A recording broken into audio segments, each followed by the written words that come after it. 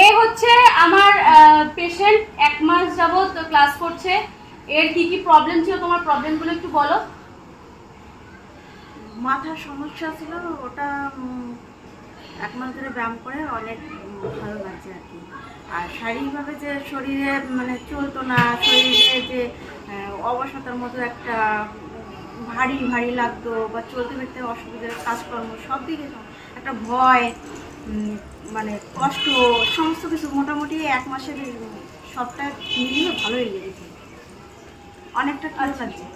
ওর প্রবলেমগুলো ছিল অ্যাকচুয়ালি ওর ব্রেনের দিক থেকে ভীষণ প্রবলেম ছিল।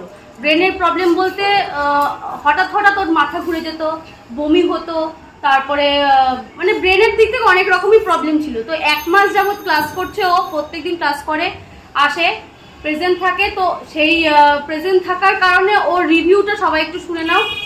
তো আরেকবার একটু বলো কেমন লাগছে এখন সেটা বলো। এখন ব্যায়াম করে বেশ ভালো লাগছে, এখন সব দিক থেকে আমি ভালো আছি। মাথার সমস্যা আগে থেকে অনেক বেটার, প্লাস শারীরিক যে সমস্যাগুলো সবটাই বেটার লাগছে।